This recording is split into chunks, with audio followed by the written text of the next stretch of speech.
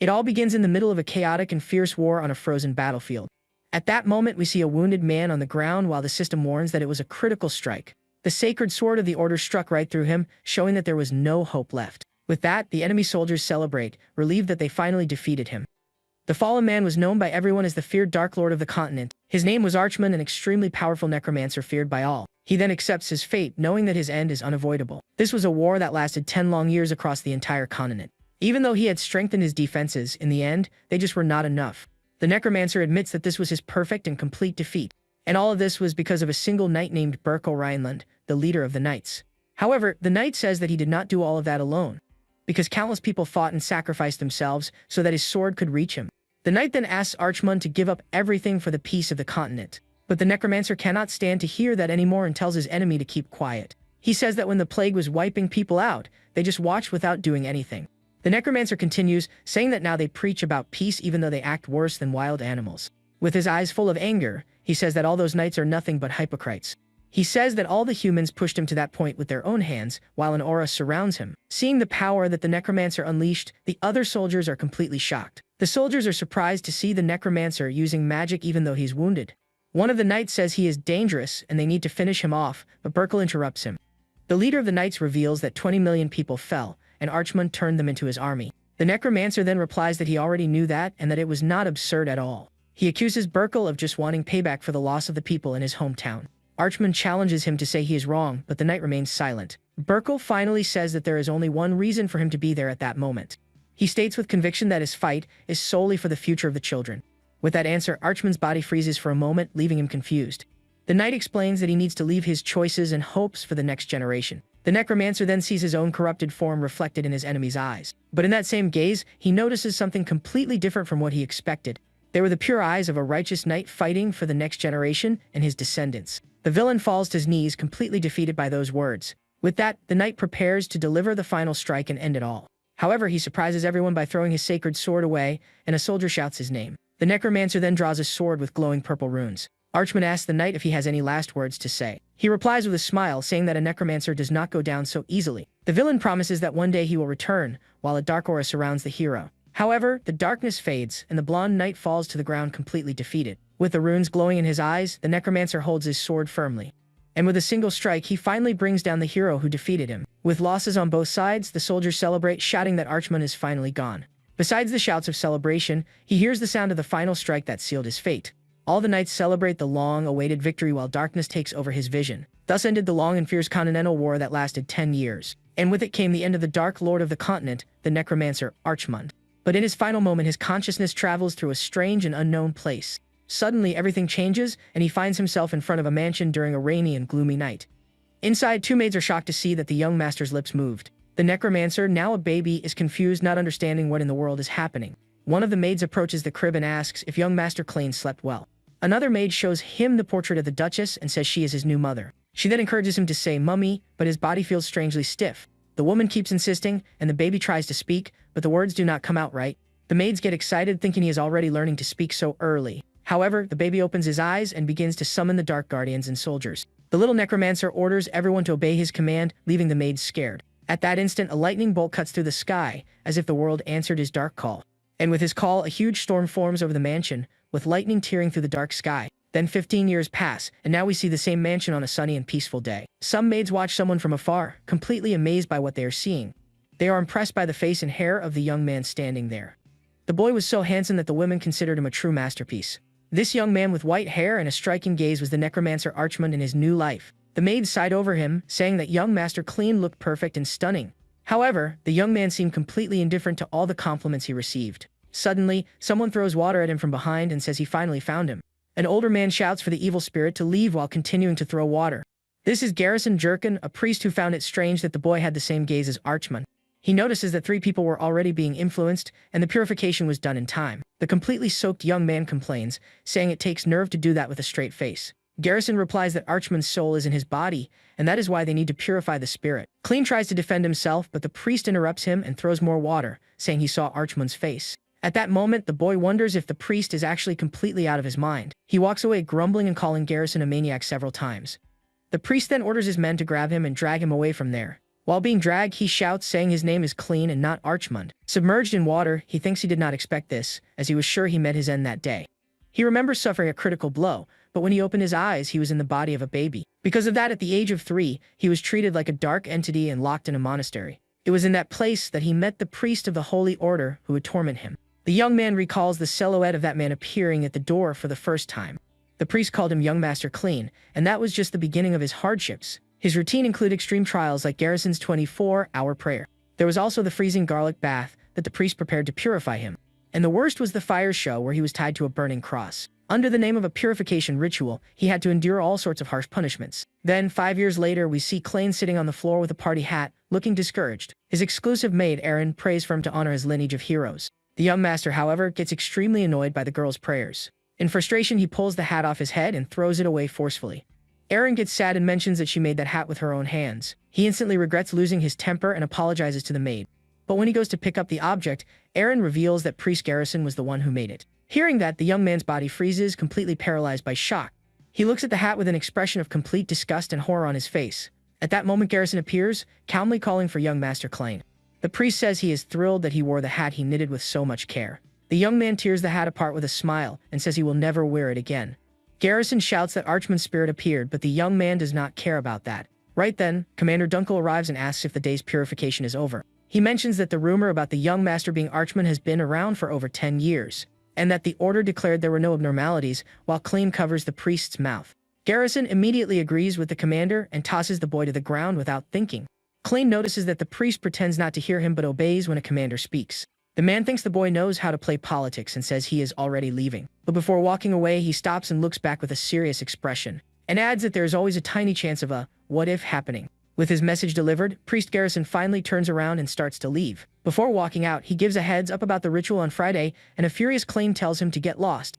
The young master stands there angry while the other two just watch him. He then throws himself onto the sofa, completely frustrated and annoyed with the situation. Sitting there, he questions how that man can torment people and still be part of the clergy. His maid Erin offers him a towel and asks if he is not Archmund anymore. The young man denies it instantly, saying no way and that he does not even want to hear that name again. But in his thoughts, he knows that if he admits it, the priest will torment him even more. Ever since he was reborn, his life has been watched closely because of that childhood rumor. He complains that he came back home but is stuck with the priest, and Erin says he has his reasons. The maid asks what an executioner is and if it would be someone of high rank in the order. The commander then prepares to answer the curious girl's question. He explains that this is a title given only to the strongest in the entire order, and that besides the Duke of the family, very few can face him because he is incredibly strong. Erin gets excited about the family's strength, and Dunkel asks if there are any other questions. At that, Clean grabs him and asks who is the strongest Duke in his entire family. The commander says that although the 7th Duke is amazing, the strongest would be the 1st. Then the young master interrupts him, disagreeing with the opinion about his father, the 7th. With a serious look, the white-haired boy states that the 1st is the strongest. The commander is left speechless by the boy's direct and unexpected answer. He understands, and Erin comments that the young master really likes the 1st Duke the most. The maid notes that he keeps looking at the portrait, but it does not seem to be out of admiration. Dunkel thinks no one would imagine it, since it has been 200 years since the founding. The young man looks at the portrait on the wall and repeats that it has been 200 years. He still cannot believe it, but he needs to accept that he, Archmund the Necromancer, was reborn. We then see the portraits of the family's dukes, from the 7th to the 2nd. And finally, the portrait of the 1st Duke, the man who defeated him, Berkel Rhineland. He then realizes that he was reborn as a descendant of the man who took him down. He remembers his final moment, whispering the name of his greatest enemy, Berkel, and recalls the knight's words about the reason he went there to face him. The hero said he was there fighting solely for the future of all children. Suddenly, the young man wakes up startled in his bed after having that nightmare. Sitting up, he takes a deep breath, trying to calm down after waking up from the bad dream. The boy mutters that it was a terrible dream while recalling his past identity. He lost control in anger and almost destroyed the continent, but was stopped by the knight Berkel. Upon opening his eyes, 200 years had passed, and he was reborn as that man's descendant. With all his memories intact, he still cannot get used to his new hair. At that moment, Garrison's silhouette appears at the door, saying he heard him talking in his sleep. The priest asks with a smile if he was dreaming about his days as the feared necromancer. He needs to pretend it is not him and says he was just tired, but Erin hugs him from behind. The maid then shouts excitedly that she heard everything he said while he was sleeping. She imitates him talking about wiping out the continent, making the boy panic. Suddenly, the head butler Berkman arrives and announces that the fencing exhibition will begin shortly. Garrison then decides with a creepy aura that the purification sessions will be doubled. The young master covers the maid's mouth, completely horrified by the idea. Outside, the boy shouts in despair, calling the crazy priest out for his decision. The The butler then asks about the fencing exhibition while they walk down the hallway. He confirms it and says the Duke ordered the young master to participate in the event as well. The young man is surprised and asks if his father really wants him at the event. The butler scolds the maid for a rude request, but the young master defends her. He then gives the girl a cookie and tells the butler to look at how happy she is. But changing the subject, he asks the reason for the summons, since his father never invited him before. The butler then explains that some relatives from a branch family came to visit them. With that information, the boy understands the situation, thinking about this branch family. At that moment, he realizes that the annoying relatives have already arrived at the venue. One of them then mocks him, telling him not to call him clean but Master Archmond. These two fools are his cousins on his father's side, and they taunt him about the monastery. That group eating frantically is from the northern branch, and they are distant relatives. Further ahead, he also notices his cousins from the western side of the family. A blonde girl stood out among them looking very elegant. One of the relatives yells at him, asking if the boy is deaf, but Clean ignores him. The relative goes on to say that a loser like him does not belong in the Rhineland house. They get furious when he talks back, but the white-haired boy does not care. He says he does not even bother to remember their names and notes that the family is in decline. The way they look him up and down, even though he is the direct heir, says it all. Suddenly, the fencing exhibition begins with two men facing off. One of them gets angry at his opponent and calls him Delane while attacking him forcefully. The purple-haired one ends up getting hit in the head by his adversary during the fight. The purple-haired fighter yells at his opponent to stop hesitating and fight seriously. Delane says the fight is over, but Dalton tells him to shut up and keeps attacking. The blonde boy smiles and says that if there is any hope for the family, it is for a reason. That is Delane Rhineland, Clayne's half-brother and a true genius of the family. Thanks to the boy's talent, the house maintains its reputation as a clan of master swordsmen.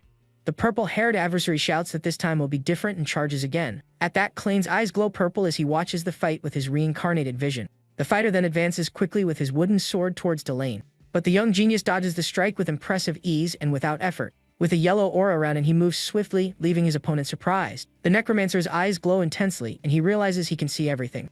With his special vision, he can perfectly analyze Delane's footwork. He also sees the exact timing when the blonde boy pushes off the ground. Frustrated, the purple-haired opponent insults him while preparing to attack once more. Clayne can also see the mana flow and the secret art of the Rhineland house. Delane then kicks his adversary's hand, making the wooden sword fly far away. With his opponent disarmed, the blonde young man declares that the match is finally over. He then turns around and says he warned him that he would be in trouble in that fight. The audience is impressed as they recognize the boy's meteor sword technique. Clean rubs his eyes and realizes that it was a warning to the branch families. Suddenly, a voice calls out for Clean in the middle of the castle's luxurious hall. It was his half-brother Delane who asks how long he had been there watching.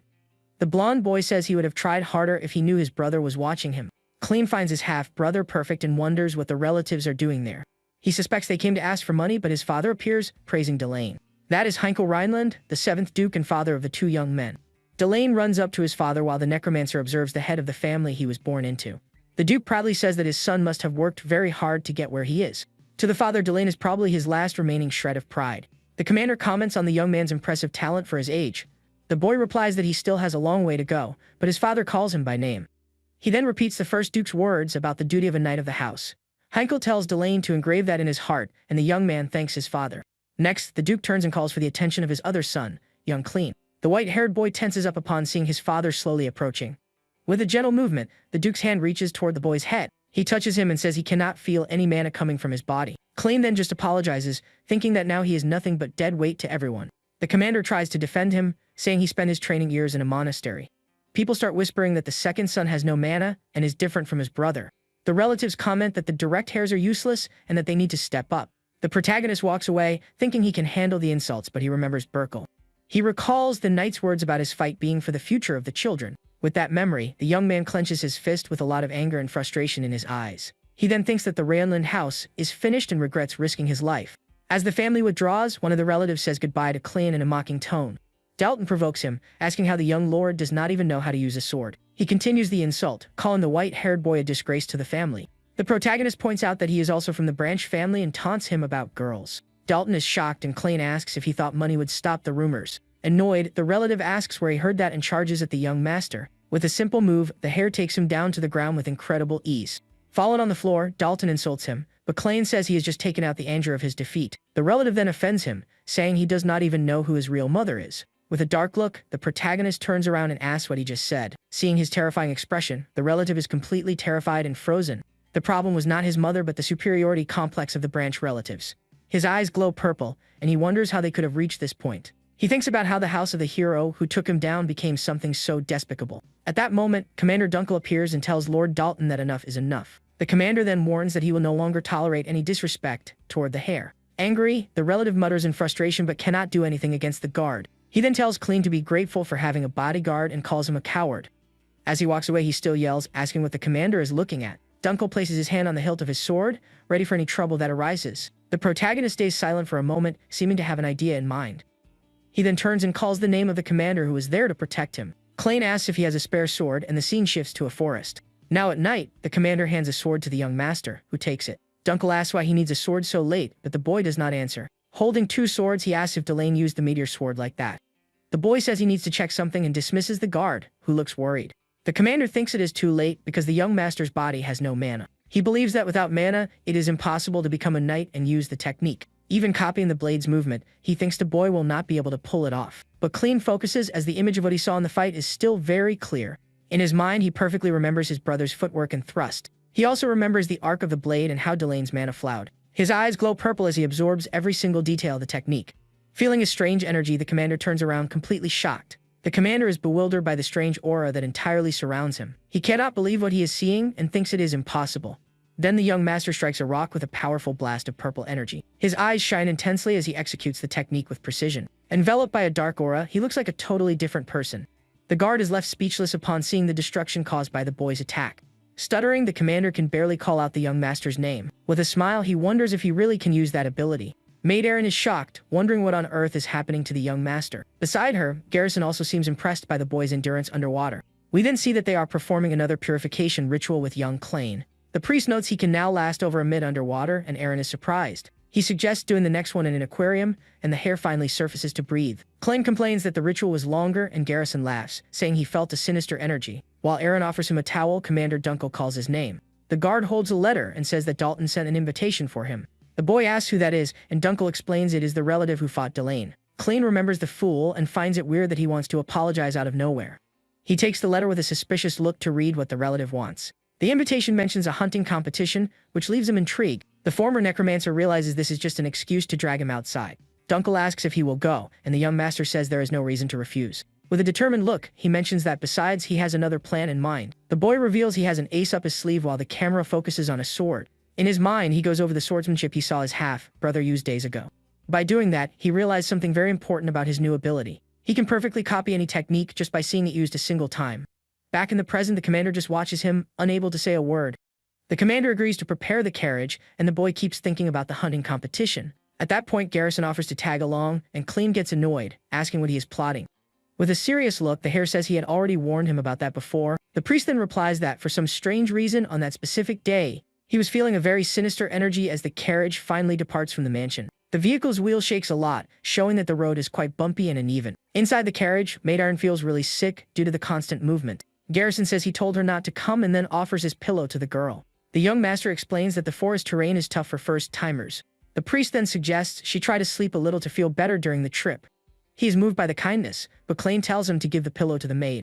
Looking out the window, the white-haired boy stays deep in thought for the rest of the journey. He observes the lush green landscape and thinks that place has changed a lot over time. His mind takes him 200 years into the past when there was only snow and fallen ones there. The boy is surprised that that frozen wasteland is now such a green place. He then remembers his enemy and confirms that all of this was indeed Burkle's doing. Suddenly, the door opens and Commander Dunkel calls out for young Master Clean. He steps down and asks if that is Dalton's house while observing the massive mansion. The place was even more extravagant than the main mansion of the powerful Rhineland family. They finally arrive at their destination at the famous and luxurious Cornwall family estate. He thinks the competition is just for kids and they must have money to burn. At that moment, a voice calls his name and the white-haired boy turns around. It was Dalton, approaching with hunting dogs and asking what he is staring at so much. The relative brags about the house and says he used the main family's money to build it. One of the dogs growls at the hare, baring its teeth and drooling from hunger. Clean notices the animals are starving and asks when the real hunt is going to start. The host calls him impatient and says he already knew he would be like that. With his hand outstretched, he tells the young master to pay close attention to what will happen. Dalton then releases all the dogs and announces that the competition is starting now. He explains that he scattered pieces of meat all over the mountain to attract them. The relative says a hungry dog's sense of smell is 100,000 times stronger than a human's. With his bow ready, he aims while the dogs run after the bait. One of the dogs approaches a piece of meat without noticing the incoming danger. Suddenly, the host shoots arrows at the animals, who start running and whining in pain. Dalton laughs maniacally and celebrates, saying that was a successful hunt. Aaron approaches calling for the young master, and the relative turns to her. He recognizes her as Clean's maid and places his hand on the girl's head. With a malicious smile, the host calls out to her and says he is going to give her a new job. The relative then grabs Aaron's arm tightly, leaving the girl frightened. But suddenly someone grabs his wrist and tells him to take his hand off her immediately.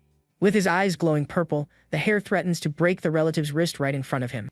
Dalton then pulls away with a grunt of anger and surprise at the boy's attitude. Furious, he charges at the white-haired young man, insulting him for being so arrogant. But Clean dodges the strike with impressive ease, without even breaking a sweat. With a manic smile, the relative challenges the hare to follow him as he gets on a horse. The former necromancer mounts another horse and tells Dunkel to stay with Aaron and not follow him. Before leaving, the boy hands a scroll to the commander and says he will go along. The guard recognizes the item as a magic signal scroll that works without mana. Clean explains that if the priest suddenly disappears, it could mean major trouble. He then instructs the commander to tear the paper in case Garrison vanishes out of nowhere. With the message delivered, the young master gallops away while Dunkel shouts his name. In the distance, Priest Garrison simply watches the scene in silence, looking thoughtful. The scene shifts to a dark and cloudy sky, indicating that night has finally fallen. The hare rides through the dark forest, thinking his cousin cannot be far away. Suddenly, he stops and Dalton greets him, saying he finally managed to catch up. The relative is sitting on the ground surrounded by the taken-down dogs and asks why he took so long. The young master dismounts and demands to know what in the world his cousin is trying to do. With a confused look, the white-haired boy tries to make sense of the bizarre scene in front of him. We then see the bodies of the hunting dogs scattered across the forest grass. Dalton then says that this is just the grand finale of the day's competition. Dalton, with his sword in hand, reveals that his final target is Clean himself. The relative confirms that he is going to finish him off and take his head to Delane as a trophy. With disdain, the hare says the Rienlin family is a joke without power or justification. Dalton then reveals a group of hidden men and says he will not even have a chance to fight. The men step out of the shadows ready to strike, and one of them laughs, saying the dukedom is theirs. Other archers also appear ready to fire at any given moment. The white-haired boy does not seem the least bit surprised by that whole situation. With an evil smile, the relative says that tomorrow everyone will be talking about the fallen family of the north. He goes on to say they will mock how the young master met his end surrounded by dogs. At that moment, the former necromancer remembers Burkel's words about the future of the children. A small laugh escapes the young master's lips, leaving his cousin confused. Suddenly, he bursts into hysterical laughter, covering his face with his hand. Dalton is shocked and asks if the situation finally made him lose his mind completely. The boy stops laughing and says that, in fact, his cousin is just a fearless brat. A dark aura surrounds him as he calls Dalton an arrogant punk who crossed the line. Seeing the hare's transformation, his cousin's eyes fill with absolute terror. With glowing red eyes, he says the family was built on his downfall, and he is desecrating it. A powerful blue energy then begins to swirl around the young master. Dalton shouts in fear that this is magic, but he does not even have mana.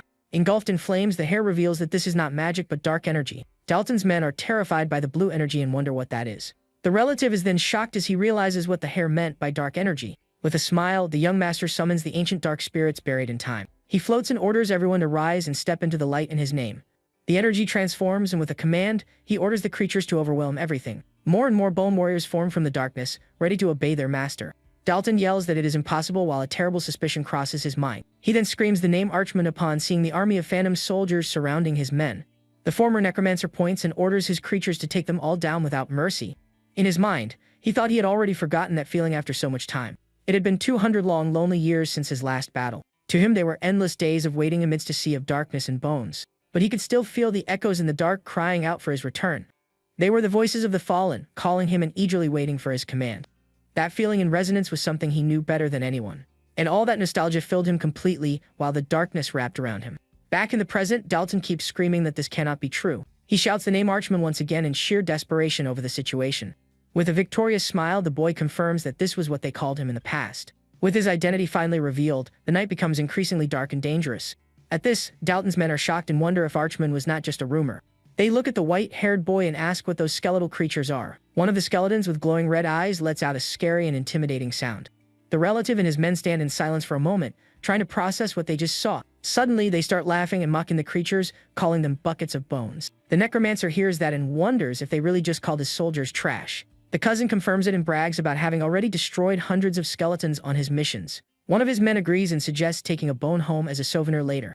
Dalton then decides that first they are going to deal with those blocking their path. He orders the rest of his men to clear the way, and the archers get ready to shoot. The men prepare to load their ranged weapons against the army of the fallen. One of the mercenaries aims his crossbow precisely, ready to receive the attack command.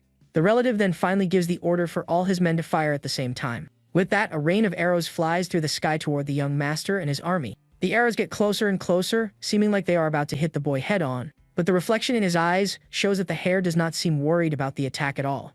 In a matter of seconds, the arrows come dangerously close to the bone creatures. Dalton smiles smugly and says poor Clean must have turned into a pincushion. However, his smile fades when he realizes something completely unexpected has happened. The arrows were completely blocked by the shields of the skeletons protecting their master. With the arrows blocked, the boy watches his bone soldiers with a smile on his face. He thinks 200 years is a long time and that no one recognizes his skeletons anymore. Dalton's men are shocked to see the shields because they were not there before. The boy says they would only think that way if these were ordinary skeletons, and one of the men gets angry. With a smile, he finishes his thought, saying his skeletons are completely different. The cousin is left speechless by the young master's unexpected confidence. The former necromancer orders the first unit to break defensive formation while thinking of Burkle. He thinks he is going to crush the scoundrels who insulted the future his enemy protected. With a clenched fist, he promises to crush them with his own hands and then orders the charge. Quickly, the skeletons charge at an impressive speed toward the enemies. Dalton yells in shock, asking since when skeletons can run like that. The creatures leap into the air, letting out terrifying screams as they prepare to strike. The relative tells his men not to panic since they are just ordinary skeletons. But one of his men takes a direct hit from one of the skeletons with no chance to react. In just a few seconds, the undead start overwhelming the men, who cry out in pain. With chaos everywhere, Dalton is horrified and curses, unable to believe what he is seeing. He then yells for his men to hold the line, but Claim gives his troops another order. Suddenly, skeletons with crossbows appear in the trees, and the men look up in shock. More undead soldiers appear with their weapons aimed, ready to fire. Dalton's men panic seeing the weapons, and one of them yells for everyone to run. With a simple command, the young master gives the order for his soldiers to fire. Then a new rain of arrows flies at high speed toward the fleeing men. The mercenaries take a direct hit without any chance to escape the attack. We see the silhouettes of the men crying out in pain as they are pierced by the arrows. In the midst of the chaos, one of the skeletons attacks Dalton, while another man falls lifeless to the ground. Desperate, he thinks this makes no sense because these are not the skeletons he knows. Dalton yells for his men to drop the crossbows and switch to close combat. But no one listens, and he screams in desperation, asking if they are hearing him. Suddenly, one of the skeletons grabs him from behind, catching him completely off guard. Angrily, he shakes the creature off and insults it while getting ready to strike with his sword. With a single precise strike, he finally manages to strike the head of the bone creature. He laughs and celebrates, saying he knew aiming for the head would be enough to win. But the headless skeleton attacks him with a powerful kick, throwing him far away. The cousin is confused because he was sure he had taken off the skeleton's head. With a smile, Clean reminds him that he already warned him his skeletons were different. We then see the skeleton's body getting back up even without its head attached. To everyone's shock, the creature simply picks its own head up off the ground. The former necromancer explains that this was the reason he swept across the continent in the past. Dalton is shocked to see the creature putting its head back on with its own hands. The creature roars and he explains that spirits with dark energy do not fall easily. At that moment, one of the henchmen panics, seeing that those creatures will not stop advancing, and asks what they are. Observing everything, the white-haired boy says 11 soldiers is his current limit because of his child body. With a smile on his face, the former necromancer gets ready to finish the job and asks if they want to keep fighting. Then the mercenaries tremble with fear, realizing they do not stand a chance against the boy's dark army.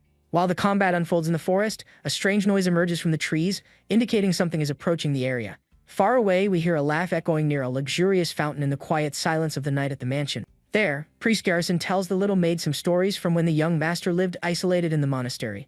The girl is highly amused, picturing the funny situations while the scarred man watches her with a very calm look. The cleric then notes that she seems to like the protagonist quite a bit, and the girl confirms it with a lot of excitement on her face. With her cheeks full, little Erin states that she truly adores her master and starts listing all his good qualities. But while she says how amazing he is, we see young Clain telling the enemy to stop screaming during the massacre. At that moment, the maid says the boy is very kind-hearted, but in the forest, the men are fighting desperately to survive. The girl keeps talking about what a sweet person he is, while one of the skeletons slashes a mercenary with zero mercy. She mentions that the master even shares his cookies with her, but the scene cuts to the intense aftermath of the enemies falling on the ground. Smiling, the little girl claims he is the warmest person in the whole world while quietly finishing her snack. However, the hero's face is covered in the aftermath of battle, and his cold stare shows he feels no remorse for his actions. With that, another enemy soldier is taken down by the dark blades, letting out an unbearable cry of pain in the midst of the chaos. Dalton watches everything in shock, unable to believe his men are being defeated so humiliatingly and quickly.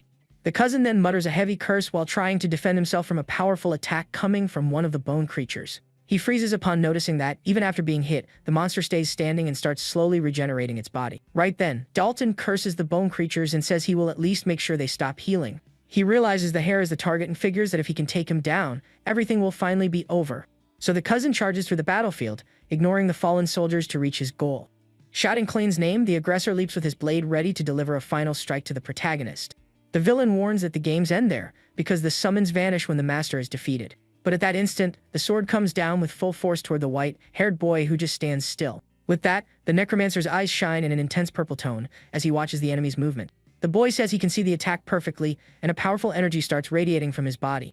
Gripping his weapon tightly, he decides to use a technique he only saw one single time in the past. At that moment, he projects the image of his brother Delane and starts mimicking all his movements perfectly. The attacker realizes the boy is using the Ramlin family's secret art and is utterly shocked. With incredible speed, the hare executes the meteor sword technique and slices the air with extreme precision. Dalton then feels the impact of the blow and is left confused, not understanding how the young lord got so strong. Looking down with contempt, the protagonist warns that the real punishment is just beginning and that he will not have an easy end. Under the dark sky, the sound of someone gasping for air echoes through the forest as the fight reaches its final destination. Seeing his cousin on the ground, the boy agrees that creations lose their power if the summoner is defeated. He recalls that the old archman met his end precisely because of that weakness in his final confrontation. A blue aura wraps around his hand as he reflects on how ironic and full of surprise his destiny is. The young man thinks that the power of his enemy's family was what allowed him to protect his essence. Finally, the former necromancer admits that the blood of his greatest rival has made him even stronger in this new life. With that, the hare says he can no longer ignore these evil deeds now that he has been reborn as a member of this family. The relative lying on the ground cannot understand anything and asks what the boy means by those strange words. Then Dalton widens his eyes as he feels his life slipping away, trying to process what he just heard from the boy. At that moment, the man finally loses consciousness, and his eyes become completely dull, marking the end. Then the body hits the ground hard, while the protagonist tells the former hero Burko to wait for what is to come. With a determined look, the necromancer states that he will rebuild this ruined house alone, and with his own hands.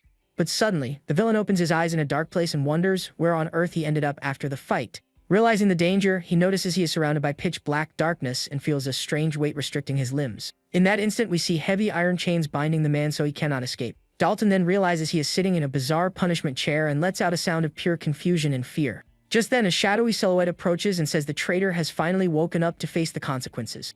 Revealing his form, the Master of Shadows explains that this is the realm of the fallen, created by him, the Great Archman. The aggressor is shocked to hear the name of the legendary dark entity and asks if that is truly the afterlife. With that, the necromancer begins to remind the man of how he used to torment innocent animals purely for fun in the past. He goes on to say that Dalton committed terrible atrocities, using the excuse that he was just hunting in the forest. At that moment, the boy says he clearly remembers the smile on his cousin's face while committing those endless cruel acts. Furious, the prisoner yells for him to shut up and demands to be released immediately, making empty threats. But shortly after, the man pauses and starts thinking harder about everything that happened in the previous battle. He clearly remembers the exact moment he was hit by Klein's blade and how that wound seemed critical. Then the villain realizes he does not have a single scratch, and the protagonist states that he has already fallen and will now face his karma. He says it does not matter if his cousin believes it or not, because what truly matters now is final justice. Right then, the young master states that the time has come for him to pay for all the sins committed during his mediocre life. The aggressor is completely terrified, understanding nothing as tears start to fall from his wide eyes. Then the former necromancer tells him to listen closely to the sound of payback, because the animals he mistreated are now hungry.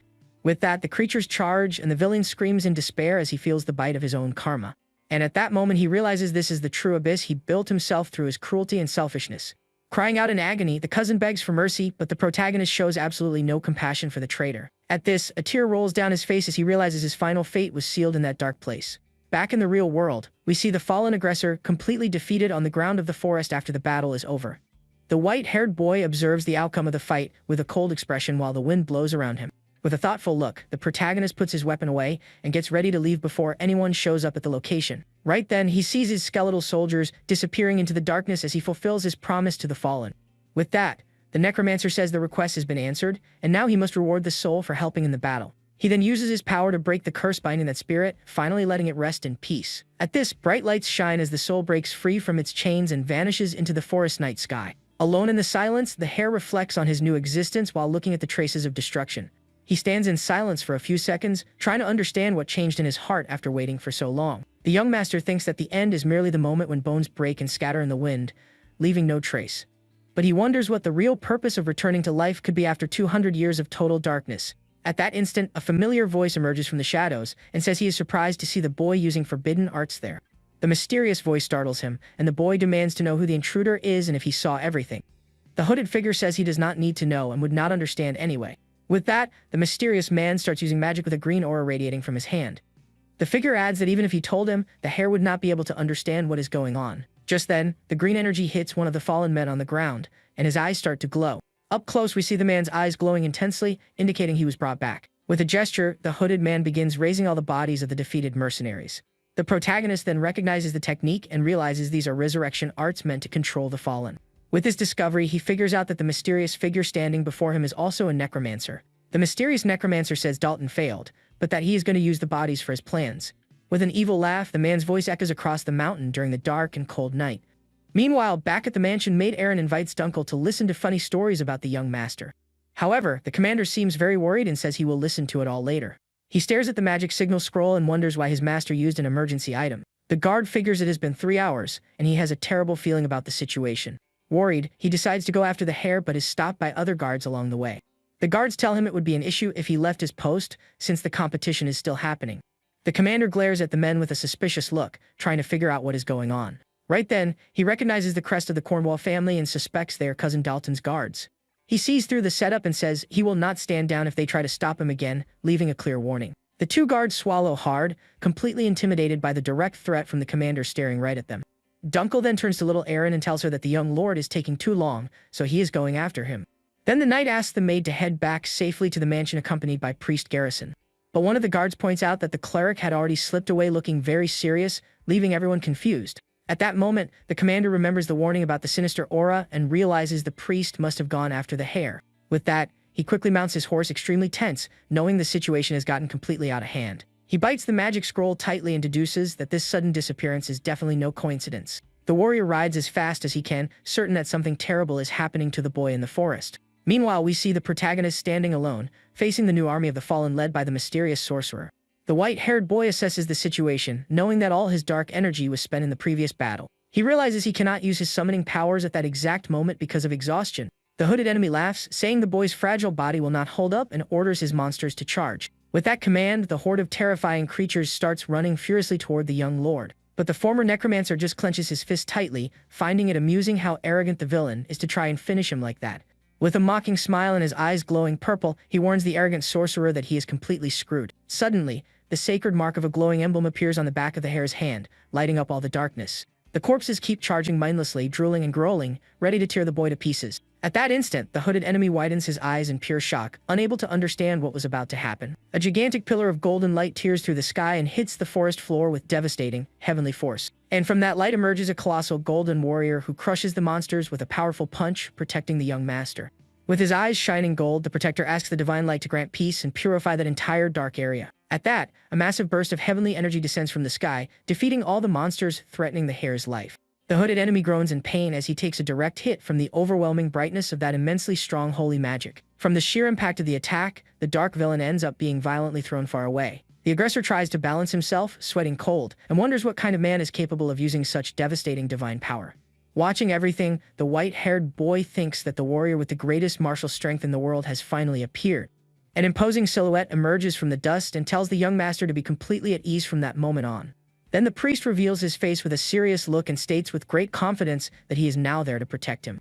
But the battle is not over yet, and the remaining corpses keep rushing blindly attack the duo in the forest. At that moment, the monsters leap with their swords toward the cleric and the protagonist, completely fearless of falling. One of the bizarre creatures lets out a very scary roar while trying to consume the scarred man with all its fury. However, the warrior lands a punch charged with holy light right in the monster's face, breaking it into tiny pieces.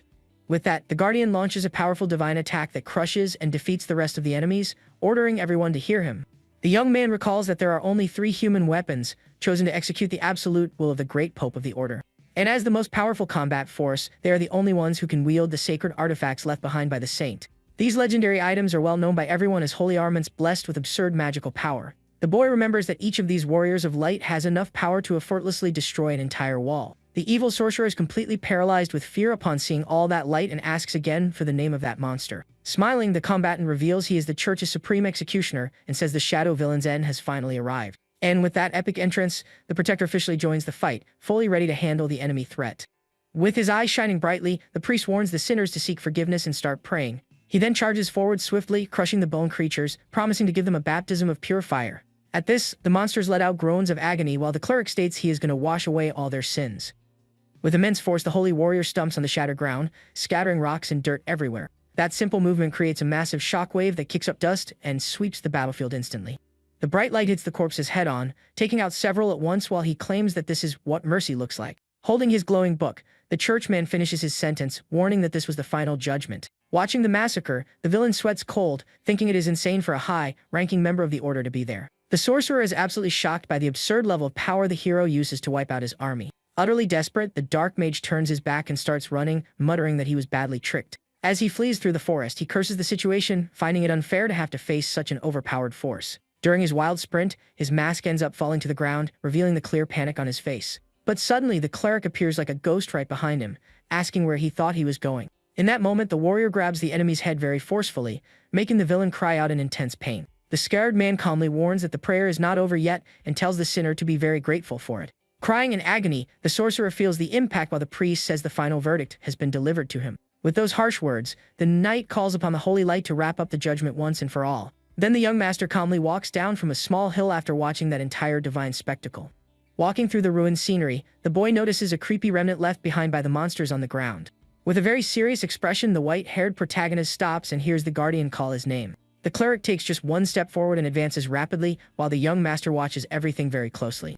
At that, the immense wind pressure caused by his rush annihilates dozens of bodies instantly. The former necromancer becomes completely tense, sweating cold upon witnessing that sheer display of brute force. Right then, a giant hand covered in red marks appears out of nowhere, getting dangerously close to the hair. The holy warrior grabs the boy's shoulder, saying he rushed over as soon as he felt the dark aura. With a bizarre smile on his face, the priest mentions that the whole situation felt very strange to him. He keeps talking in a threatening tone, stating that the energy he felt did not seem to belong to the defeated mage. The executioner's gaze becomes extremely intimidating, indicating he suspects the young man's true intentions. With this, the protagonist swallows hard, realizing that this fanatic man was about to discover his secret. The boy concludes that if he makes just one wrong move, the crazy cleric will finish him off right there. But suddenly, a familiar voice echoes through the forest calling for the Lord and breaking that tense atmosphere. It was Commander Dunkel arriving on horseback, desperately asking if the young master was hurt. The white-haired boy turns his face, relieved to see his loyal knight quickly approaching the area. However, the hare feels the weight of exhaustion and realizes that his fragile body could not handle the power of necromancy.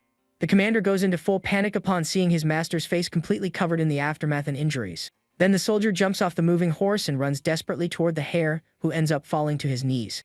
Dunkel holds him tightly, asking what happened, while the boy tells him to stop shouting because his legs gave out. The knight tries to figure out the mess and asks where Lord Dalton, who is supposed to join him on the hunt, is.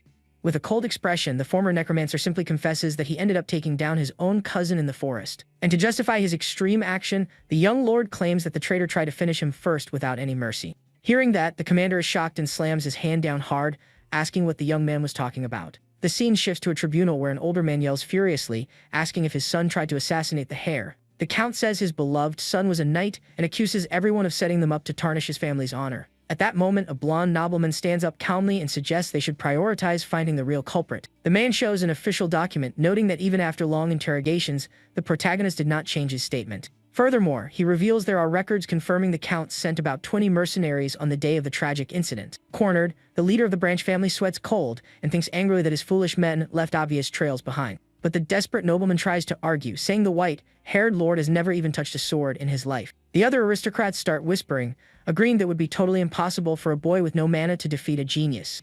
With that, the count realizes the failure of the attack is already undeniable and fears ruin if the full truth is discovered. So the calculating old man decides to twist the story's narrative and publicly questions who the hare really was. The man accuses the boy of being the target of sinister rumors since childhood and of spreading lies about being a reborn dark entity. He yells that they cannot believe a lunatic, but the nobleman cuts him off, demanding more respect for the main family. Out of his mind, the count accuses the youth of hiring assassins until a powerful voice echoes through the hall telling him to be quiet. The aristocrat turns completely pale and looks back startled, trying to figure out who that incredibly arrogant voice belonged to. To everyone's surprise, the former necromancer walks down the hall's stairs, saying he was listening to all that nonsense. The protagonist coldly glares at the nobles and states that the cousin attacked him first, and it was all just simple self-defense. Then the boy explains that a mysterious enemy turned everyone into the undead, and the cleric had to step into the fight. The count panics, pointing his finger and accusing the boy of lying, while the young man merely smiles mockingly. With a dark look, the hare asks if the rumor of him being a dark entity is real, leaving the old man speechless and terrified. With glowing eyes, he swears to rebuild the family with his own hands, without letting anyone get in his way.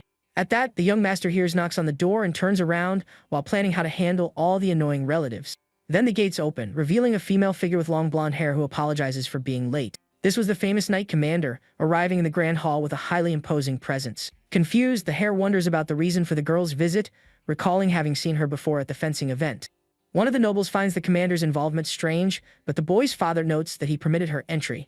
The Duke defends the young woman, calmly explaining that the deceased had already completed missions for the knights.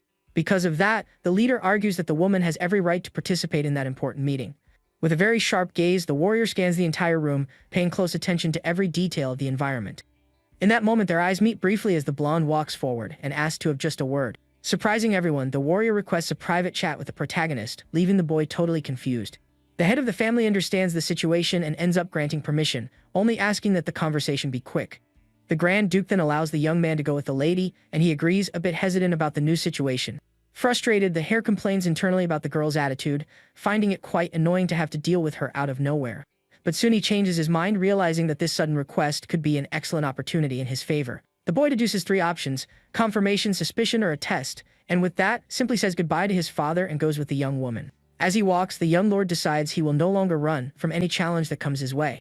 Once they step out, the massive doors close, and the boy swears he will use all the knights as his great allies. At that, the powerful commander finally stops walking down the corridor and taps her foot, breaking the silence of the place. With a mysterious expression, the beautiful warrior stares closely at him, waiting for the right moment to reveal everything. The commander breaks the silence and asks him to speak with a very soft voice as she steps closer. In that moment, she fixes a penetrating look on the boy, maintaining an incredibly serious and mysterious expression.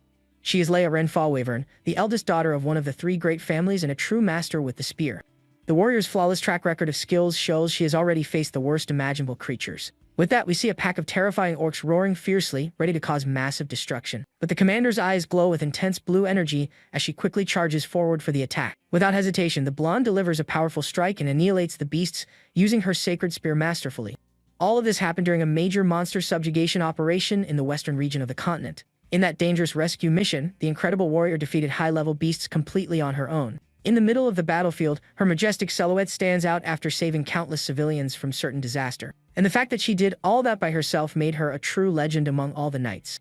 Back in the present, the girl looks over her shoulder and asks if the young lord is not going to join her. He says he is already coming, and the blonde tells him not to fake intimacy, since they are not even from the same family. The protagonist remembers his father saying the girl would be his distant cousin because of a marriage. However, Leia is the daughter of the first wife, which means the two do not share a single drop of blood. The warrior then reveals she called him out of pure personal curiosity, leaving the former necromancer very confused. Suddenly, she steps in and corners him against the window, catching the boy off guard with a super fast move. At that instant, the commander raises her leg to block him and boldly asks if she can touch him. Cornered and sweating cold, the white-haired boy panics, wondering if that is actually real. Shocked by the unusual situation on the balcony, he questions what the girl means by touching him out of nowhere. At that, the commander breaks the silence and starts speaking with a very soft voice, getting closer and closer. Suddenly, she advances and corners him against the window, asking very boldly if she can touch him. Cornered and sweating cold, the white-haired boy panics, wondering if that is actually real. Totally shocked by the unusual situation on the balcony, he questions what the girl means by that out of nowhere. But the blonde just orders the youth to hold out his hand and quickly grabs him quite firmly by the wrist. She strokes his skin, noting that it is very soft and without a single scar, looking like the fragile hand of a baby. The hare is shocked by her action, thinking that experienced swordsmen might not even have visible calluses. At that moment, the woman presses specific points on his fingers, warning that tendons never lie about training. With this, the warrior brings her face closer to the boy's and concludes with absolute certainty that he did not use any sword. Staring closely at the youth, she questions how someone with no marks on his hands survived and defeated 20 armed men. With a highly suspicious look, the commander brilliantly deduces that the young lord used some other kind of power. Frightened by the terrible discovery, the protagonist pushes the woman away in an act of pure desperation. He then steps back, playing it off, and asks if she is also going to accuse him of being a dark entity, finding the blonde very dangerous. But the knight maintains her firm posture, showing her eyes are not looking for answers, but for a true reaction. Realizing that silence would be his ruin, the young master decides to be even bolder and asks, what if he really is? To the boy's surprise, the warrior simply starts laughing in his face, completely dismissing the confession. With a beautiful mocking smile, the woman states it is impossible for a shorty like him to be that highly feared monster. At that, the former necromancer is left completely bewildered and speechless at being called a shorty in such a humiliating way. The poor guy widens his eyes, unable to believe that his grand demonic presence was reduced to that. Trembling with anger, the lord asks if she misspoke, but the blonde denies it, offering to repeat the insult right then. Tired, the boy wonders why he would let her do that, since his injuries prevent any rational thought. He then questions if this is some sort of bribe, but the warrior just turns her back and says it is already late. With that, the commander walks to the balcony and looks at the scenery outside, seeming quite deep in thought. With a serious look, the blonde concludes that the feared Lord of Darkness would never accept going through that kind of humiliation. Back in the Grand Hall, the guards finally announce the return of the young lord accompanied by the commander. The two then walk calmly across the tribunal carpet, drawing all the attention of the nobles present in the room. Sitting in his place, the boy admits he was complacent because he was just the second son who was locked up for 7 years. The hare notices the count's furious glare and concludes that no one there would believe his story of self-defense. At that moment, the Grand Duke breaks the silence and asks to know what the two talked about outside. But instead of answering, the white-haired boy takes a step forward and draws a sword, surprising the warrior. With a lot of force, he slams the massive blade into the tribunal floor, causing an impact that echoes throughout the room. The boy's sudden and aggressive attitude leaves all the aristocrats present completely shocked and confused. Even the head of the family widens his eyes, bewildered by the audacity of his own son in the middle of that trial. The count steps back, frightened by the tip of the weapon pointed at him, while the lord calls his name threateningly. The former necromancer declares he will prove the truth himself and tells the old man to stop stalling so they can settle it like men. With a highly confident look, the protagonist challenges the leader of the Branch family to a feared trial by combat. Hearing this, the desperate nobleman stutters, asking if the boy lost his mind proposing a duel like that. This is an ancient method of the North used when there is no consensus, where both sides fight with no weapon restrictions. Basically, the winner decides the verdict, and the count thinks the idea is absurd, but the youth claims he has plenty of reasons. The hare accuses the old man of trying to frame him even with evidence of his son's betrayal, and of insulting his mother on top of that. Gripping his sword tightly, the hare tells the count to make a decision already, because everyone's patience there was at its limit. The leader of the Branch family swallows hard, while the other nobles start murmuring, excited about that ancient duel. Then the Grand Duke decides to intervene, stating he will guarantee the combat and void all evidence collected up to that moment. The aristocrat is confused at first, but soon realizes that without the evidence against him, the situation ends up working in his favor. With a relieved smile, the count sees a great opportunity and reminds everyone that the young master has no mana. The malicious old man provokes him, saying he is going to send one of his best knights and threatens to end the brat's life in the duel. But the former necromancer just gives a mocking smile, telling the old man to shut up because the count will be the one leaving there defeated. Furious at the insult, the noble accepts the challenge on the spot, determining that the great mortal combat will take place in just 4 days. The white-haired protagonist keeps his calm gaze while thinking about using this event to send a message to everyone. We see the grand castle from the outside as he promised to destroy the traitors and restore all the prestige of his beloved family. But soon after, the scene cuts to the inside of the mansion, where we hear someone screaming, totally outraged by all that madness. His blonde half-brother stares at him in absolute shock, asking if the hare lost his head by accepting a mortal combat. The talented Delane warns that he could meet his end, while the boy just sighs bored, saying he has heard that several times already. The white-haired youth explains that his father already gave permission, leaving the blonde boy even more indignant at the disregard. The skilled swordsman then suggests fighting in his master's place as a representative, but the protagonist refuses immediately. The hare reminds his half-brother that the main family only rules the north because they have the Duke and his brilliant blonde successor. The boy says it makes no sense for the true genius to risk his own life in a fight like that, telling him to come to his senses. The former Dark Lord explains that if he fought, it would give the traitors a great legal chance to eliminate the successor to the dukedom. With a determined look, he admits he understands his brother's frustration but points out that he needs to do this to change his reputation. Sitting with his arms crossed, the boy states he has no reason to back down from the fight, as he is going to handle all of that on his own. The talented swordsman remembers when his younger brother was born, running fast to get a close look at him. Then the scene focuses on the small, fragile hand of the baby lying in the crib, bathed in a very comforting light. With a look full of innocence, the young genius admits he thought he was seeing a true angel for the first time. Delane says he does not care that they are half-brothers, because he waited 7 long years for his relative's return. At that moment, the blonde youth grabs the collar of the hare's shirt quite forcefully, with visible indignation on his face. But the lord just watches in silence, noticing a tear rolling down the warrior's face as he asks him to listen. The former necromancer is completely surprised, wondering internally what the real reason for that unexpected crying is. Then one of the family's guards opens the large door of the tribunal and interrupts the conversation, calling for the white-haired boy. The soldier apologizes for the intrusion, informing him that Count Cornwell had already chosen his own official representative. The blonde brother quickly approaches, asking who the opponent is, and the guard reveals the name of a certain Randall. With a very tense expression, the informant explains that the man is an excommunicated knight, quite famous for his past battles. Then the scene cuts to the wooden doors of an old, mysterious tavern slowly opening in the middle of nowhere. The soldier reveals the reason for the knight's expulsion, while we see the stuffed head of a large lion hanging on the wall. According to the guard, the mercenary had a totally uncontrollable urge to eliminate people, while a red beverage fills a cup. Next, we see a chaotic and disturbing scene with fallen men, while a giant sits in the middle of that destruction. This colossal warrior tips the small wooden barrel into his mouth, drinking all the liquid in a very animalistic way.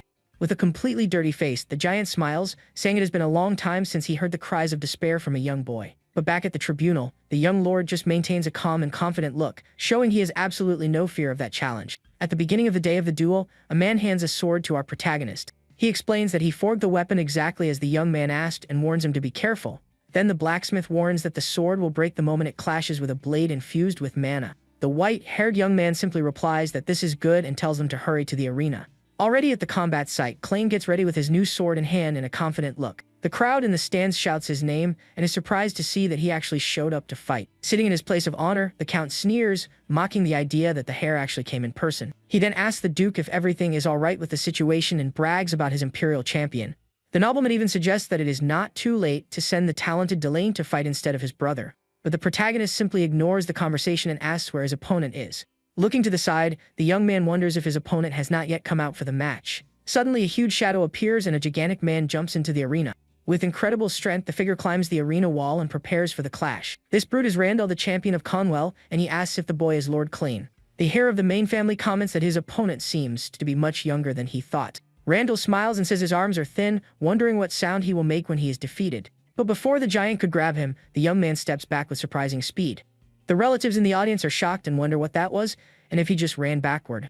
The count then gets annoyed and asks the duke if he can really handle this duel acting like that. Seeing the boy's action, the giant smiles and says the young man seems to be completely terrified. The young man looks away and says it is nothing like that, while thinking he just got startled for nothing. He remembers when the priest grabbed him and admits he cowered for a second without realizing it. In the stands, the blonde commander watches the arena, while the young man scolds the priest in his thoughts. The girl continues with a thoughtful look, seeming to analyze every movement of the duel. A subordinate suggests they go back, but the commander says she does not care about that woman.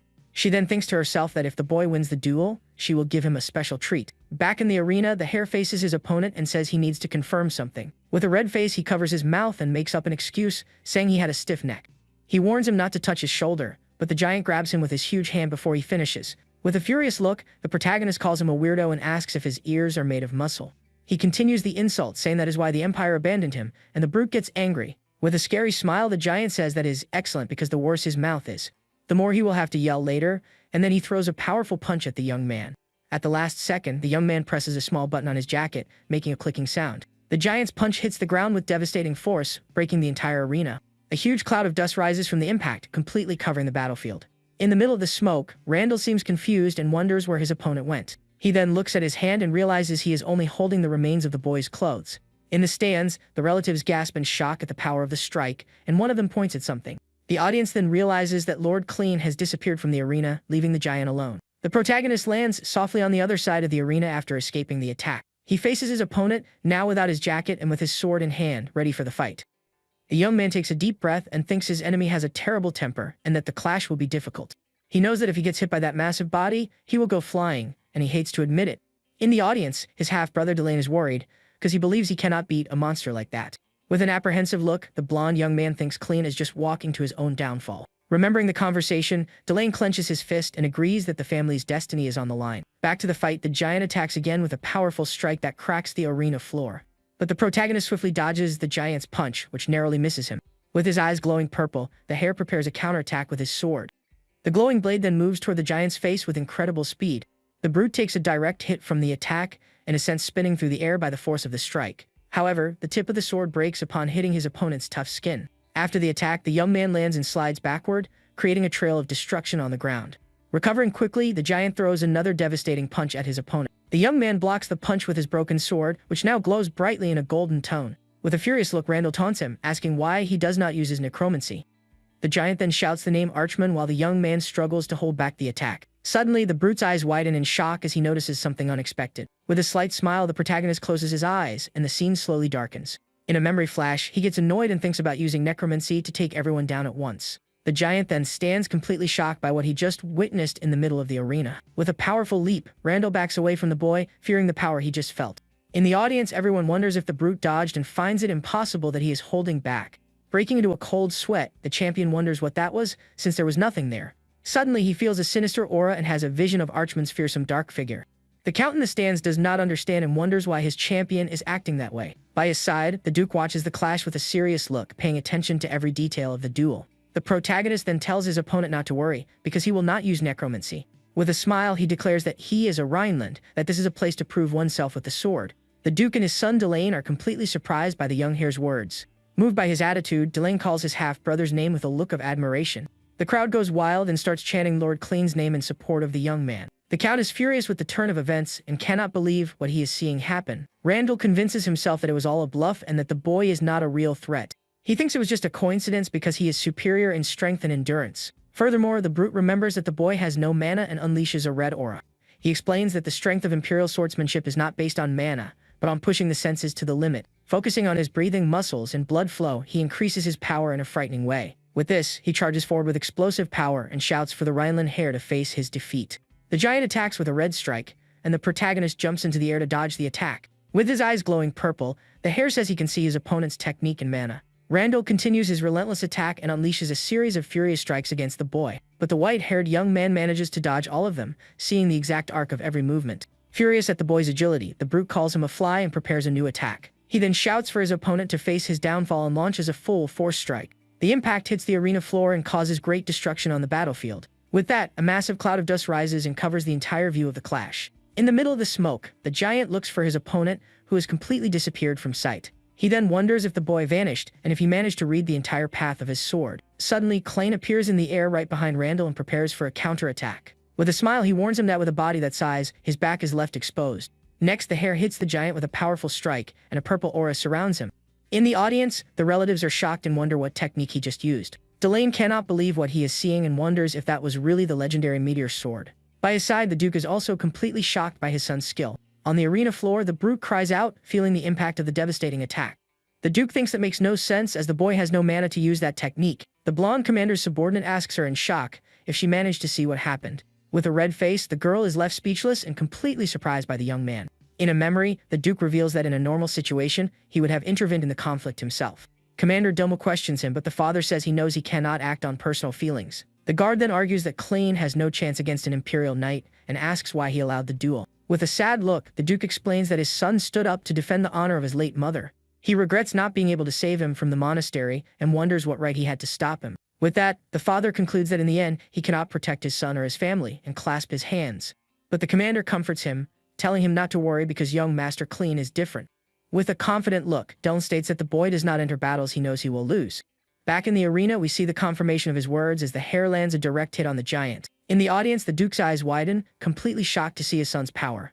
Then an explanation about the Rhineland family's swordsmanship appears, showing a sword of ice. Imperial swordsmanship is like the predation of a lion hunting its prey with full force and no mercy. It is based on overwhelming the opponent by releasing all mana at once for a crushing attack. In contrast, Northern swordsmanship is more restrained, like rabbits observing before taking action. The Northern family needed endurance to survive the freezing fields, and because of that, they saved their energy.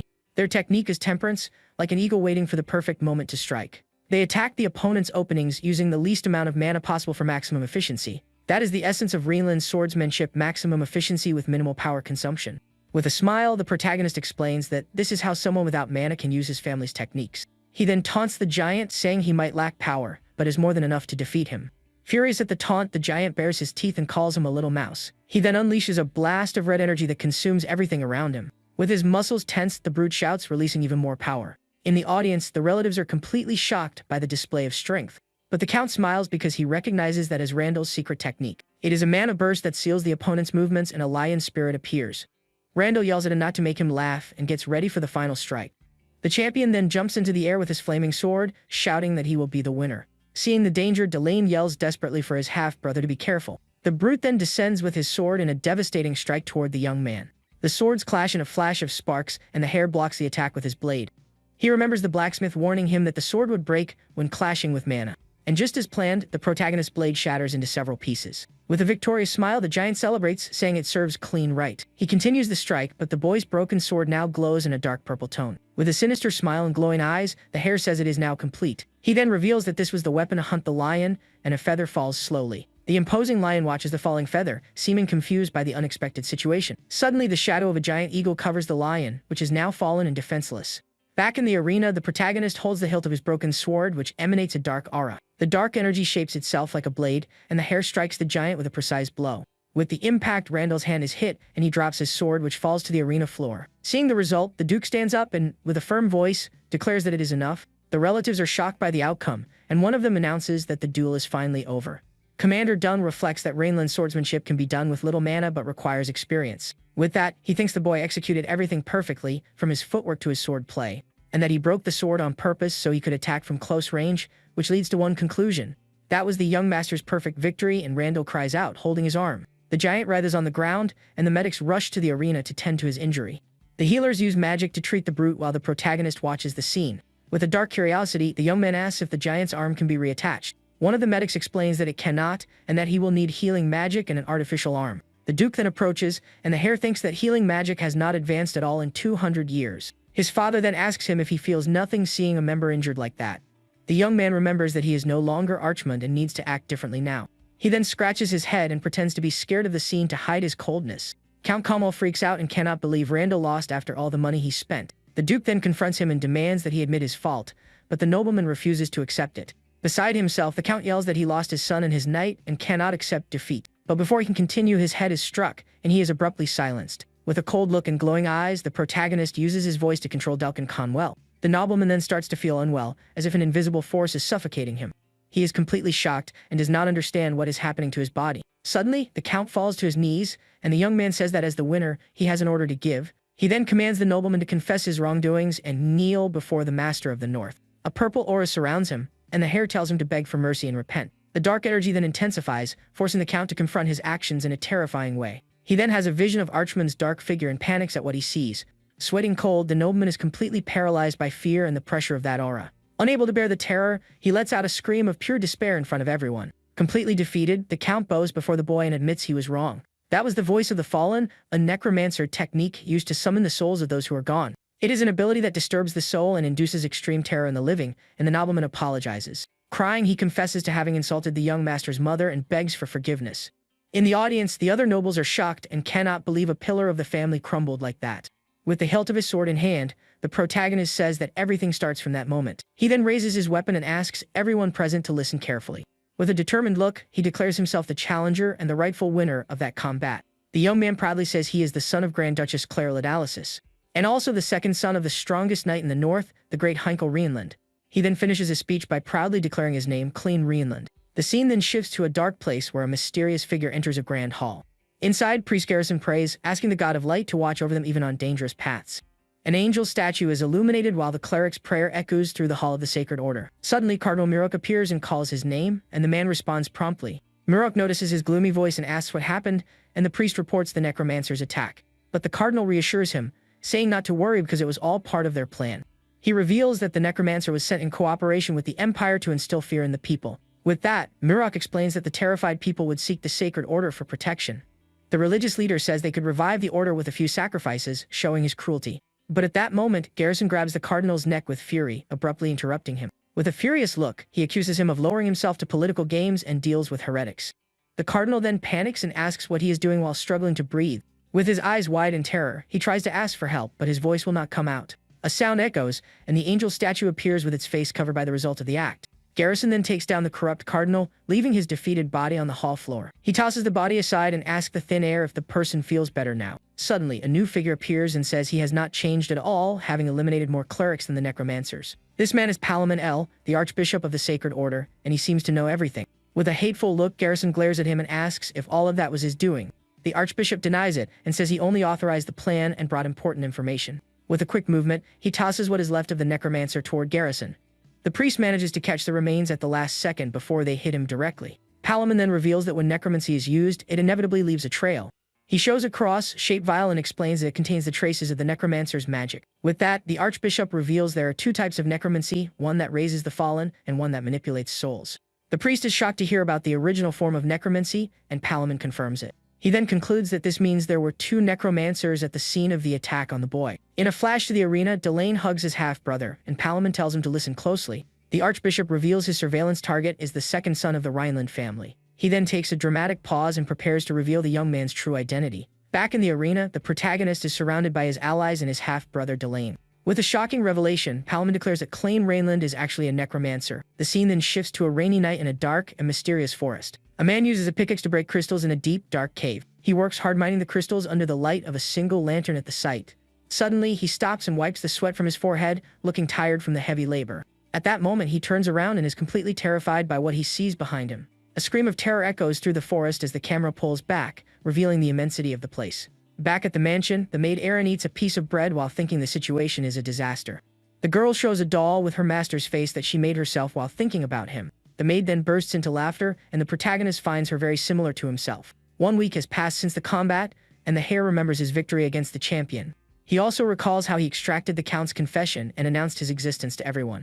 The young man thought he would finally be recognized but realized a major problem. His 15-year-old body did not have the stamina to keep up with his ambitions, and he needed to train. The maid calls him stingy for playing alone, and the boy says he is reading. But the girl insists it is just a novel, so he is basically just playing and having fun.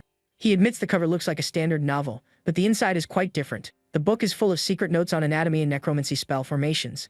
With his current body, he can only summon 11 skeletons and needs to research more to increase his power. But his biggest problem is the priest, who is always ready to wipe out any trace of a necromancer. Suddenly, his father calls him and says he has received reports of strange sightings at the mine. The Duke shows a drawing of creatures that are commonly called the undead. Seeing the opportunity, the young man offers to go to the mine and says real combat is the best research. His father worries about the reports of victims, but the boy reassures him. He says it will not be a problem since his father already acknowledges him and that this is a great opportunity. At that moment, Commander Dunlop appears and says the Duke ordered him to accompany him on the mission.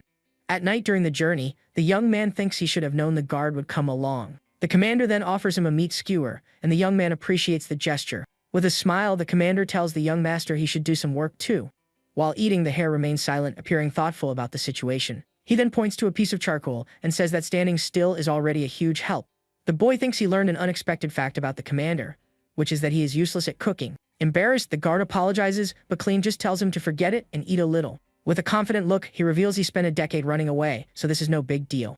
The commander watches him in silence, seeming to have something important to tell the boy.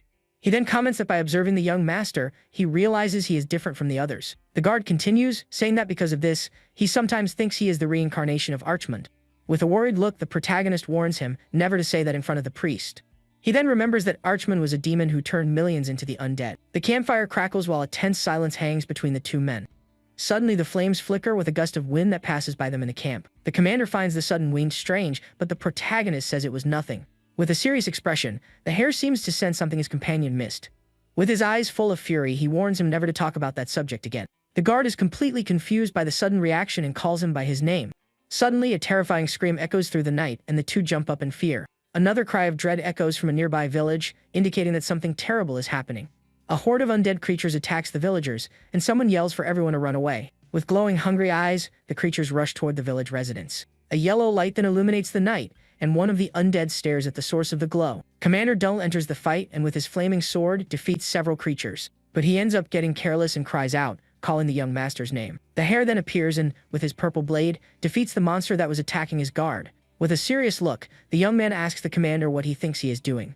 The young man then orders him to go save the people, and the guard readily agrees. With the situation under control, one of the undead falls defeated on the village ground. One of the villagers thanks them for the help and discovers they are from the Rhineland family.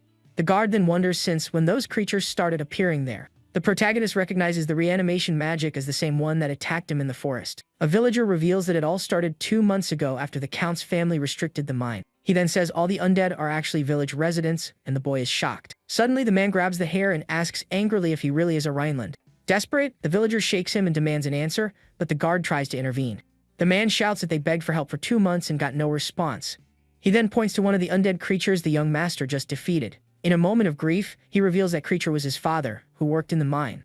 Crying, the villager wonders why they have to suffer so much like this. The protagonist simply observes the scene with a cold and distant look, showing no emotion.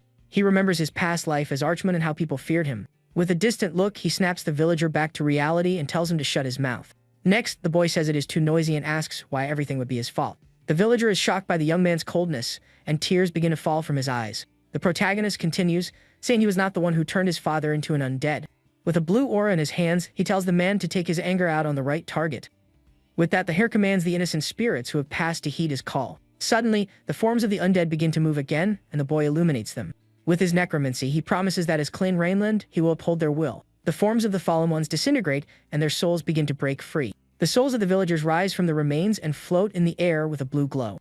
The souls then thank the young man for freeing them from their suffering and torment. The heir communicates with the spirits and understands the gratitude and peace they feel. With a serene look, he accepts their gratitude and finally lets them rest in peace. Commander Dumlo is shocked and recognizes the technique as soul resonance. He remembers that this was a technique used 200 years ago to free those who have passed. The villager watches his father's soul break free and calls out to him with tears in his eyes. The father's soul then dissolves into particles of light and rises to the heavens with the others. The souls illuminate the village night, and the residents watch the scene, moved by emotion. Under the light of the full moon, the village finally finds peace after so much suffering.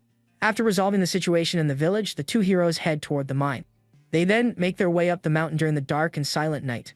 One of the villagers points the way and explains that the mine is right up the mountain. As they walk, the commander asks the boy about what he discussed with the spirits. The white-haired young man looks thoughtful and replies that it was nothing major. He then reveals that the spirits simply thanked him for helping them move on, and that they also pleaded with him to seek revenge for everything that happened to them. The guard gets serious and repeats the word revenge as he thinks about the situation. He then remembers his suspicion about the boy being the reincarnation of Archmund. With that, he draws his sword, and the young man's reflection appears on the gleaming blade. The commander then questions him, asking directly who he really is. The guard observes the white-haired boy and wonders if he is really the young Lord Clean Rhineland.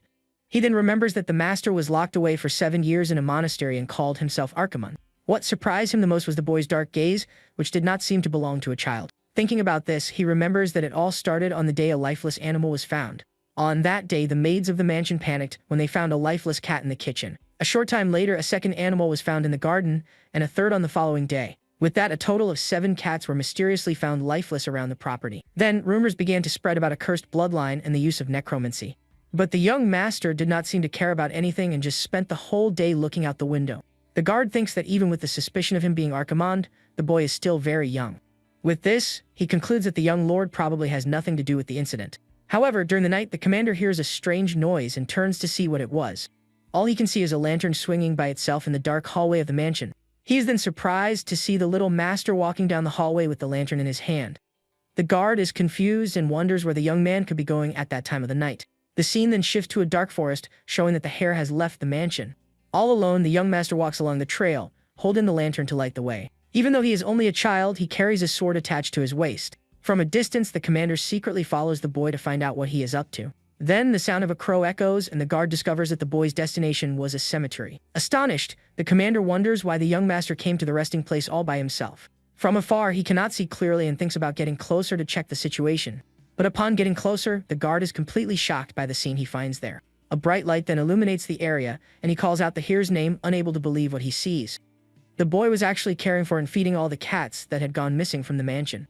Not understanding anything, the guard asks what is going on, and the young master says he will hold a farewell ceremony. He then reveals that the animals caught an infectious illness that is fatal to them but harmless to humans. The young man covers one of the animals and says the illness could spread, and other animals might dig them up. At this, the commander gets worried and tells him to call someone else, but the boy says everything is fine. With a serious look, the young master states that someone had to do it anyway. Dal stays silent for a moment, seeming to reflect on the here's words. He then draws his sword and asks directly who the boy really is. The main character turns around and asks if the commander remembers the first saying of Berkel Rhineland. After thinking for a bit, the guard replies that actions define a being, not their roots. The hare explains that this is why a peasant became a captain, and he himself, the son of a foreigner, is still around. He says that Dunno was the one who spent the most time with him, and that the decision of his fate is up to him. The young man says that if the guard believes he is Archimund, he can end things right there. Dunno replies that he has not made up his mind yet and is not convinced by that situation. He states that he serves the second young master Rhineland and not a dark entity of the continent. The former necromancer is surprised by the guard's response, seeming not to expect that. The boy thanks the guard for the compliment, and then the scene cuts to the dark entrance of the mine. To light up the dark path, the commander lights a torch and they enter the cave. Right at the entrance, they find a giant skull and several bones scattered on the floor. The two heroes walk through the inside of the mine, which was filled with ancient remains everywhere. The guard complains about the strong smell of decay, and the white-haired young man agrees with him. The former necromancer adds that there are moving figures, and several reanimated beings appear on the ceiling. The young man notices there are 7 of them there, but there must be more, and then prepares to use his powers. With blue energy, he grants form to his servants and summons skeletal creatures for the battle. Commander Dumla is completely shocked to see the young master using necromancy. With a simple command, the hare orders his creatures to advance against the reanimated beings. With their eyes glowing in a golden hue, the skeletal creatures let out a frightening roar. The reanimated beings notice the presence of the creatures and prepare for the upcoming clash. The skeletal creatures charge fiercely and begin to defeat the reanimated foes without holding back. The guard thinks it makes no sense for skeletons like those to exist, and the hare remembers Dalton. The former necromancer's creatures continue the onslaught and take down the reanimated foes easily. Dunwall calls the young master closer to him, and more reanimated foes appear or attack. One of the reanimated foes gets closer and lets out a grunt while the commander faces it with the torch. The guard estimates from the sound that there must be about 40 enemies and that they are outnumbered. The hare then uses another spell and says he will free the figures from their bonds. He says to free their trapped souls from agony and then have them obey his command. The guard asks what that is, and the young man explains that he is turning the reanimated foes into allies. He says this is a basic tactic when necromancers fight each other while an army is formed. The guard then comments that with that army, they finally have a fighting chance. On the other side of the mine, the remaining reanimated foes notice the new threat and let out a grunt. The hare orders the front line to advance and tells Dunn that they also need to run. With the command, the new skeleton army runs at high speed toward the enemies. The reanimated foes are caught off guard, and one of them cries out when attacked by a skeleton. The skeletal creatures begin the onslaught and easily defeat the reanimated foes. The former necromancer then orders the backline to support the attack and keep moving forward. Following the order, one of the creatures strikes a reanimated foe down the middle with its sharp blade. The battle continues and the reanimated foes stand no chance against the hare's army. The guard watches in shock and thinks that skeletons are low level, but those move differently. He realizes that they fight in formation and move like a true, well-trained army. After the battle, they continue moving forward through the mine and find a passage ahead. All the reanimated foes have been defeated, and the two heroes are left alone in the middle of the destruction. Dome cannot believe they took down a force 4 times their size, and the young man says it is just them now. The hare reminds the guard that he said he would believe in him and asks him to believe until the very end. They continue the journey, and the commander comments that they have already gone quite deep into the dark mine. He asks how much further they still need to go when a red drop splashes on his face. The guard touches the mark and realizes he is bleeding, but does not understand what happened. Suddenly, the guard notices a human voice and calls out, asking if anyone is nearby. He then promises to save them and asks for a response while seeing an injured person. A weak voice begs to be set free, and they find several people trapped on stakes. The commander is horrified, and the young man says those are the villagers used for reanimation magic. At that moment, a female voice praises his knowledge, and mysterious figure slowly approaches. A hooded woman appears and explains that this magic requires many high-quality subjects. She says this is basic knowledge among necromancers, and the boy seems to recognize her. The mysterious figure comments that she never imagined finding him in a place like that. Then she takes off her hood, revealing her red hair, and says it has been a long time. The necromancer calls him Lord Archimond, the dark entity of the continent, leaving the young man shocked. The scene then changes to a hand holding a cookie with the word, cookie, highlighted. We see the duel arena, and someone congratulates the young master on his great victory in the fight. The hare walks with Dunnell and the maid Erin, who eats cookies, as happy as can be. With a serious look, the former necromancer thinks that after changing clothes, he has other plans. Hiding, the blonde commander watches the group and thinks there was someone else there with them. The girl's face turns red and she wonders why she is hiding like that. Then a text explains that the word necromancer derives from the Greek terms for body and divination. But after a certain day, they became objects of pure terror to all people. That day was the Archimond incident, where millions of reanimated beings invaded the continent. The conflict only ended when the hero Burkle Rhineland finally defeated their Grand Master. After that, fascinated by the power, people began researching necromancy, but it was only reanimation magic. In the end, today's necromancers turned into just second-rate mages who use empty vessels to fight. Just like the one right in front of me, says the red-haired necromancer, who introduces herself as Pale. The woman stands on one side of the cave while the hare and his guards stand on the other. Dunn is confused by the name Archimond, but the boy confirms that the woman is a threat. With a smile, the necromancer releases an incredible amount of mana with a red aura. The young man notices that she imbued magic into her cloak, something very few people can do. Then Dummel draws his sword and tells her not to call the young master by the name of that scum. The necromancer smiles and says she was just joking and that she was rude to the young master of Rhineland. But the boy says he knows the rumors and that she is definitely a necromancer like him. The woman stares at him for a moment and thinks about how she should put things. She finds it strange for a necromancer to use a sword, since they do not need tools.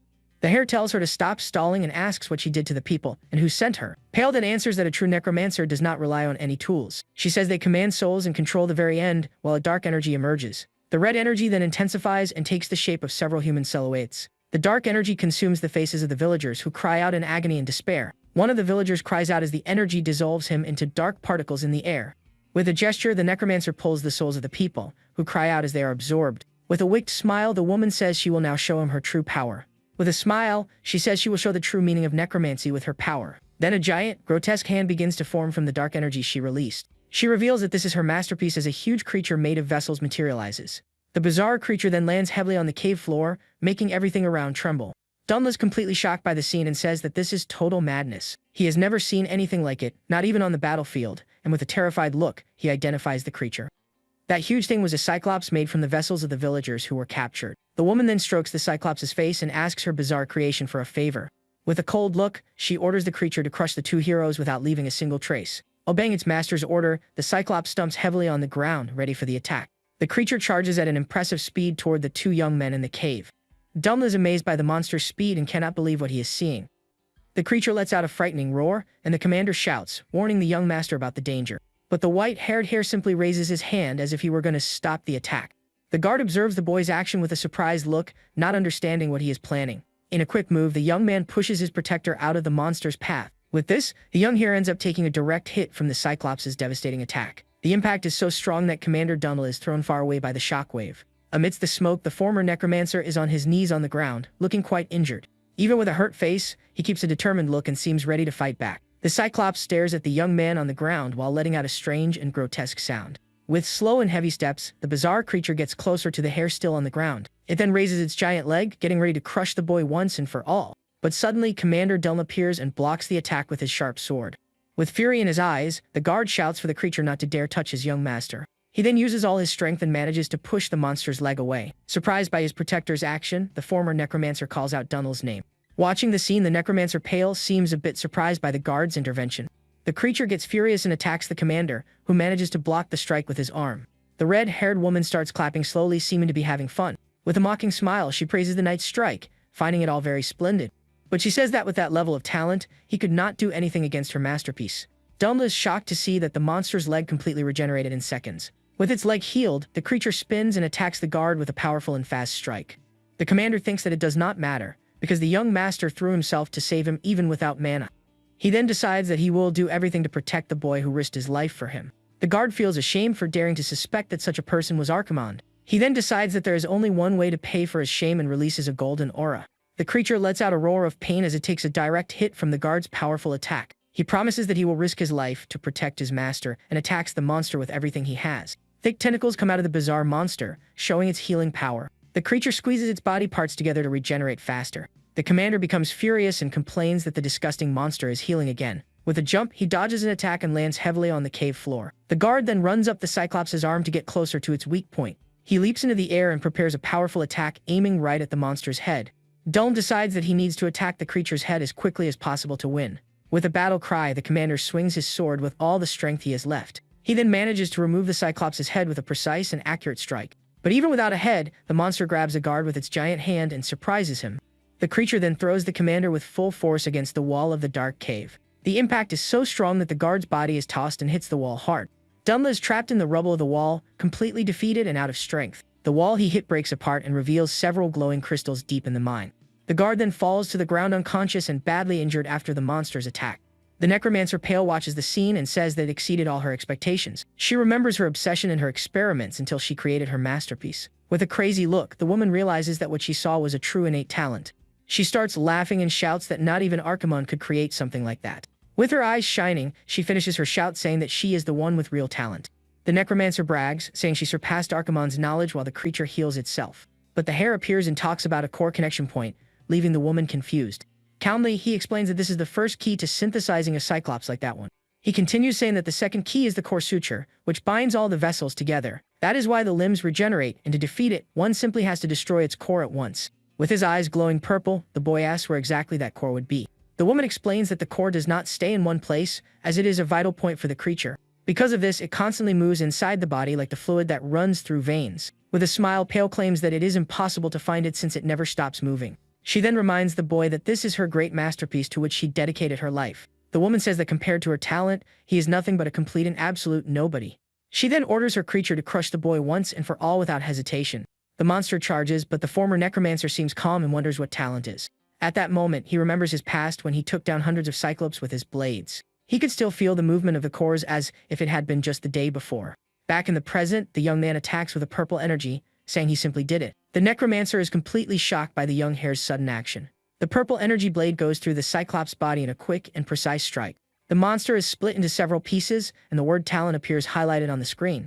Then we see the creature's core being pierced and shattered by the boy's attack. The creature's core then explodes in a flash of yellow light that illuminates the entire cave. Completely in shock, the necromancer pale cannot understand how her great masterpiece was defeated. With a wicked smile, the boy says that if that was her life's work, she should get a hobby in her next life.